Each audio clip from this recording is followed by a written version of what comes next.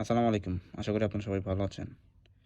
এটা হচ্ছে আমার এক কাস্টমার। তো ওনার কাছে আমি সেল করছিলাম। সেল করার পর হঠাৎ করে এটা চার্জ হইতো না। তো চার্জ না হওয়ার রিজন হচ্ছে আপনার এটা আমি খুলে দেখলাম যে এটার যে ব্যাটারি আছে, ব্যাটারির সাথে যে কানেকশন আছে একটা ছুইরা গেছে। তো এটা আজকে আমরা এটা ঠিক করব।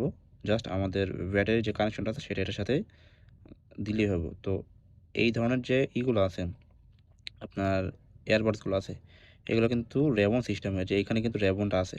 এই পাশে এজন্য এই পাশটা আমি পুরোপুরি খুলে নিই। যারা এই ধরনের এয়ারবাডস ঠিক করেন তারা একটু মানে দেখে শুনে ঠিক করেন, কারণ এই ধরনের এয়ারবাডসগুলো যেগুলো লেমন সিস্টেমের এগুলো কিন্তু টান দিলে ছিঁড়ে যাওয়ার সম্ভাবনা অনেক বেশি থাকে। ইভেন আমি নিজে কয়েকটা এরকম ছিঁড়ে ফেলেছি ঠিক করতে যায়। তো এগুলো কিন্তু একটু সাবধানে করবেন। আর যারা দেখা গেছে আপনাদের এয়ারপড ঠিক করাতে চান আমাকে দিয়ে টিকটক বাইতে আমার নাম্বার দেওয়া আছে, ওখানে আমার সাথে যোগাযোগ করে তারপর আপনাদের এয়ারবাডস আমার কাছ থেকে ঠিক করে নিতে পারবেন। তো এটা এখন আমরা ঠিক করব।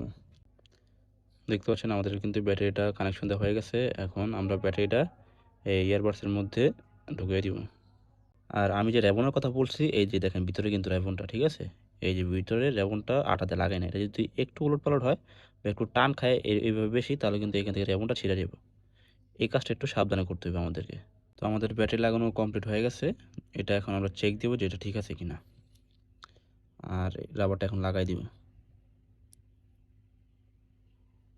আপনারা যদি সেকেন্ড হ্যান্ড ভালো মানে ভালো ব্র্যান্ডের এই ইয়ারবাডস কিনতে চান তাহলে আমার সাথে যোগাযোগ করতে পারেন, বা আপনাদের যদি ইয়ারবাডসগুলো আপনারা ঠিক করাতে চান তাহলে আমার সাথে যোগাযোগ করতে পারবেন।